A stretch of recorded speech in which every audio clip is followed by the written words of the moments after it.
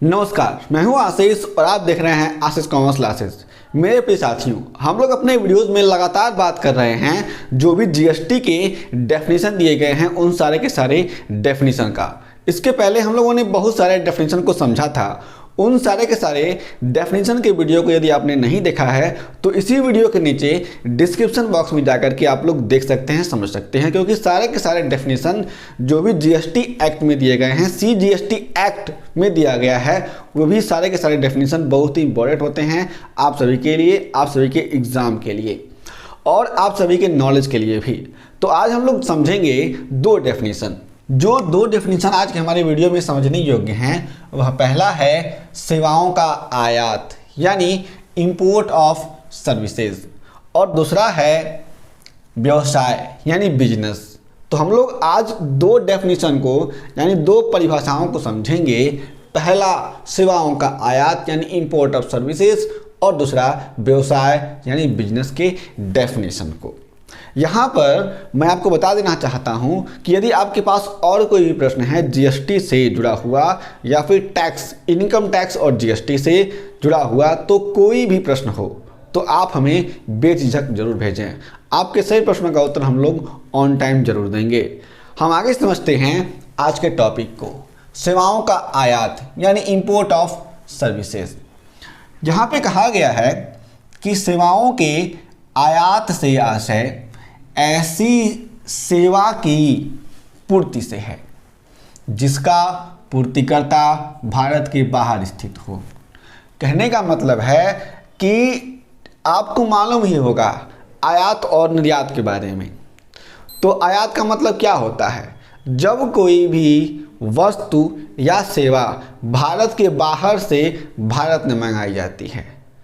और निर्यात का मतलब होता है जब कोई भी वस्तु और सेवा भारत से भारत के बाहर भेजी जाती है। जब भारत के बाहर से सेवा मंगाई जाती है उसको आयात कहते हैं। एग्जाम्पल में आप लोग समझ सकते हैं कि अगर इंग्लैंड, रूस, फ्रांस, जापान, पाकिस्तान, नेपाल और अमेरिका, इन सारे के सारे देशों से, और भी देश हो सकते हैं, इन सारे के सारे देशों से कोई भी वस्तु और सेवा भारत में मंगाई जाएगी तो उसको हम लोग कहेंगे import of goods and services कह सकते हैं इस तरीके से। और कोई भी हम लोग सेवा और गुड्स यानी वस्तुएं भेजेंगे उसको हम लोग कहेंगे एक्सपोर्ट। तो यहाँ पर जीएसटी में एक्सपोर्ट और इंपोर्ट का बहुत महत्व है। तो यहाँ पर केवल और केवल बताया गया है इंपोर्ट ऑफ सर्विसेज के बारे में। तो यहाँ पे बताया गया है कि सेवाओं के आयात से आशय ऐसी सेवा की पूर्ति से है। सेवा की पूर्ति मतलब सप्लाई, ठीक है ना, जिसका पूर्तिकर्ता भारत के बाहर स्थित हो। यानी जो भी पूर्तिकर्ता, पूर्तिकर्ता का मतलब क्या है? जिसको हिंदी नहीं समझ में आ रहा उसके मैं लिख देता हूँ सप्लायर। जो सप्लायर है वह भारत के बाहर स्थित है और वह सप्लाई कहाँ कर रहा है? भारत में कर रहा है। सेवा का प्राप्तकर्ता भारत में स्थित हो और जो भी व्यक्ति, जो भी कंपनी उस सेवा को ले रही है वह भारत में स्थित है।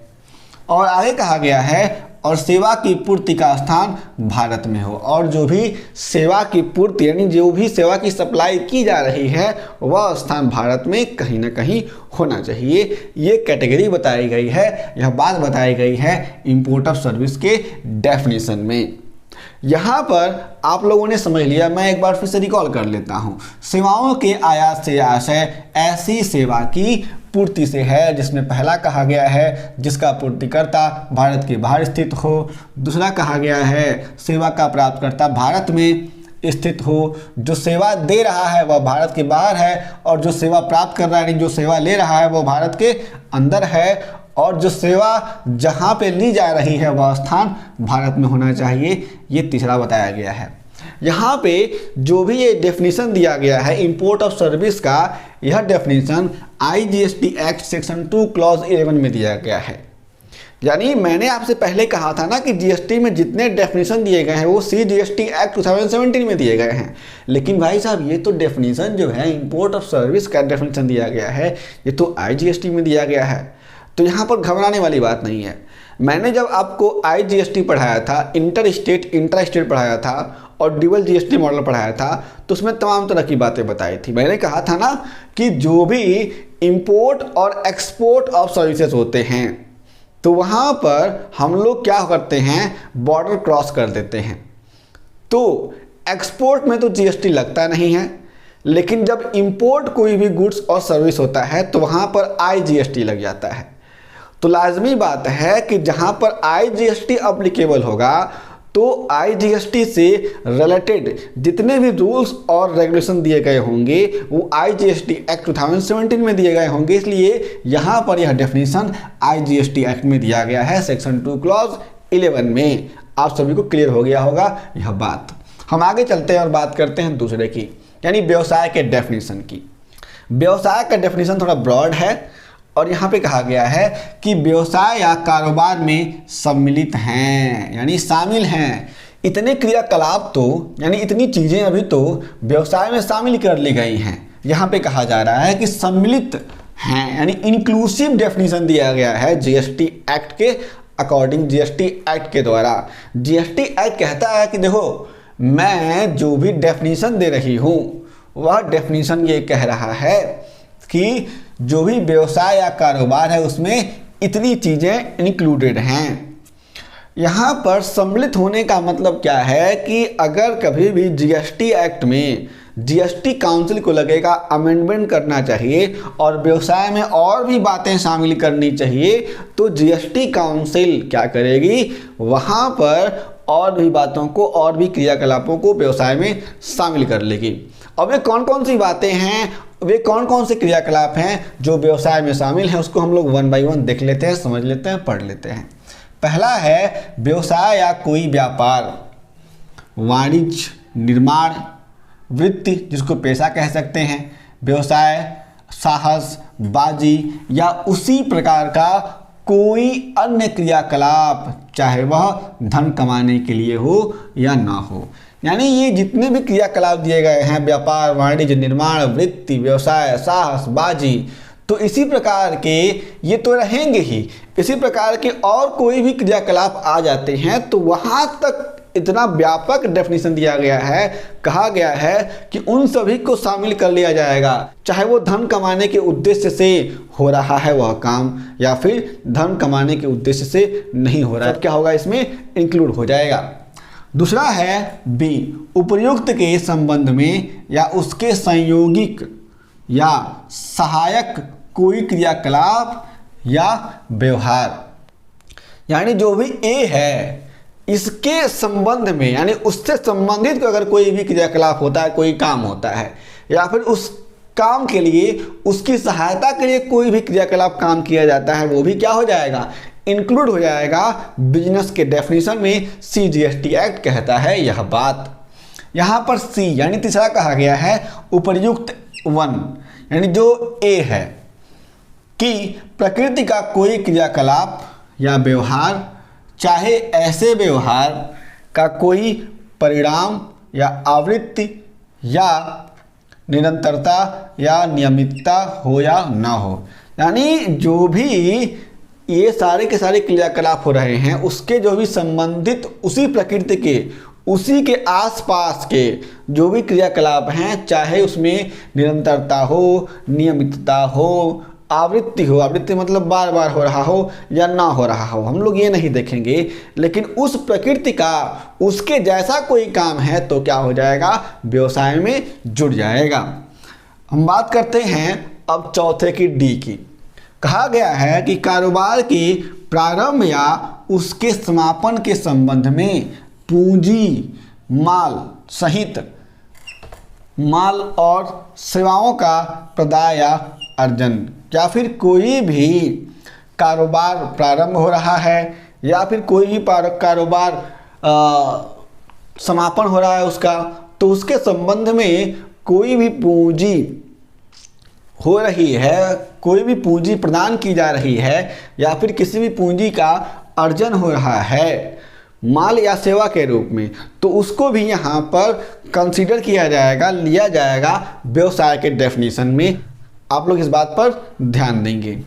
ई कहा गया है, यानी पांचवा कहता है किसी क्लब, एसोसिएशन, सोसाइटी या वैसी ही सुविधाओं या फायदों वाले किसी संस्था द्वारा उसके सदस्यों के लिए कोई व्यवस्था, यानी कोई क्लब, एसोसिएशन है, सोसाइटी है या उसी तरह की कोई भी और संस्था है, तो उसके द्वारा उसके सदस्यों को कोई भी व्यवस्था दी जा रही है तो वो सारी की सारी बातें आ जाएंगी किसके अंतर्गत, व्यवसाय के डेफिनेशन के अंतर्गत। जीएसटी एक्ट कहता है कि भाई देखो अब हम इस पे भी जीएसटी लगा देंगे।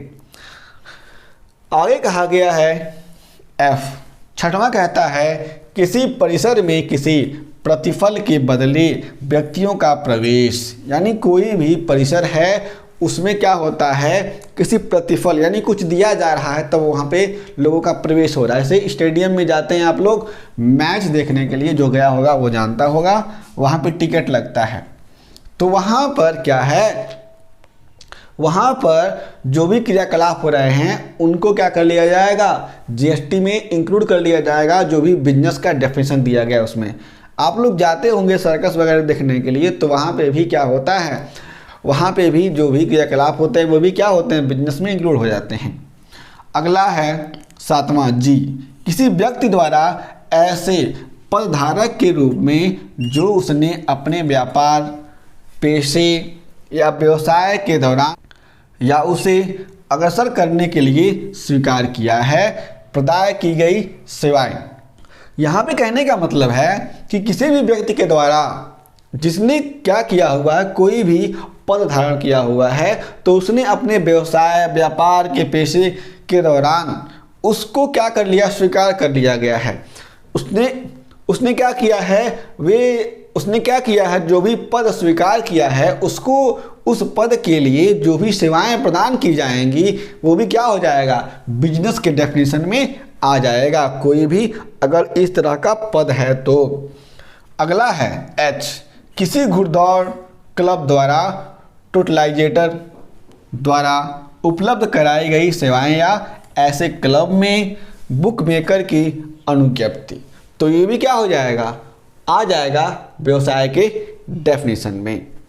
अगला कहा जा रहा है आई, अंतिम वाला, केंद्रीय सरकार, किसी राज्य सरकार या किसी स्थानीय प्राधिकारी द्वारा किया गया ऐसा क्रियाकलाप या संव्यवहार जिसमें वे लोक प्राधिकारियों के रूप में लगे हुए हों, तो इसको भी हम लोग करेंगे इंक्लूड व्यवसाय के डेफिनेशन में CGST एक्ट 2017 के अकॉर्डिंग, क्योंकि CGST एक्ट में ही यह डेफिनेशन दिया गया है व्यवसाय का।